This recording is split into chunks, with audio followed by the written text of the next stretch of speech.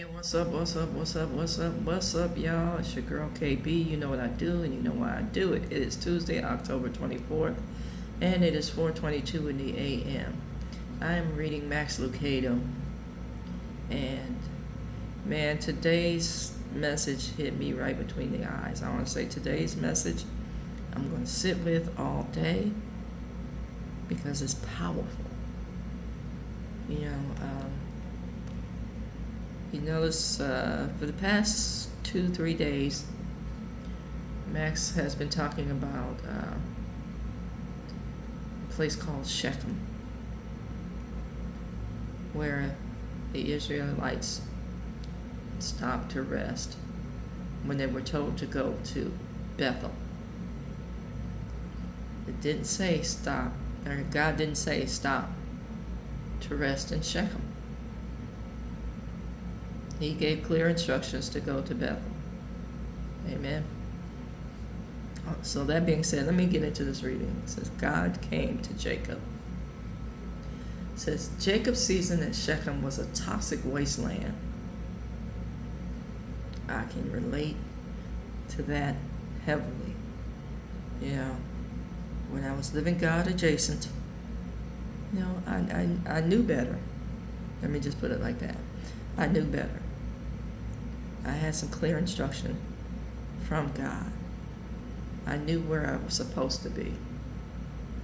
But, you know, God was a place that I visited. God was a place that I rested from time to time. You know, my disobedience was my Shechem. I rested in my disobedience. And I went back and forth from Bethel, visiting God. Put it like that. Let me get back to this. It says, Jacob's season at Shechem was a toxic wasteland. Jacob forgot who he was and what God had commanded. Again, I relate heavily. His disobedience resulted in a devastated family, rape, carnage, sacrilege. And that's Genesis 34. The writer says Genesis 34 is the darkest chapter in Jacob's story. It's not that God was not present. Okay? Hear this part. Pay attention to this entire sentence. It's not that God was not present. It's that God was not sought.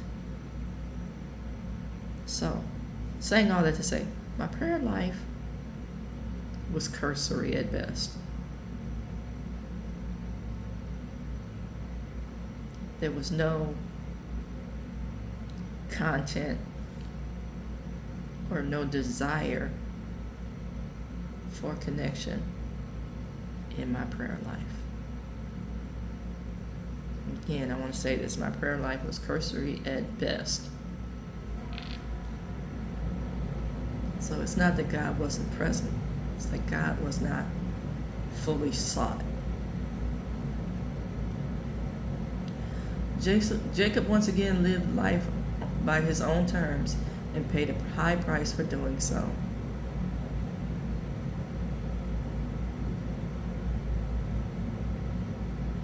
Yeah, that part. What a sorry excuse for a patriarch. God will surely abandon him. But that's not what happens. Then God says to Jacob, go up to Bethel and settle there and build an altar there to God. That's Genesis 35. Instead of giving up on Jacob, God spoke to him. God took the initiative. God came to Jacob. And Jacob came to his senses. God never gave up on him. And he'll never give up on you. That part. Yeah. And that leads me to an R word. Well, two actually. Restoration and redemption. Think about this reading today. And think about the sentence. It's not that God was not present. It's that God was not sought. and examine your prayer life.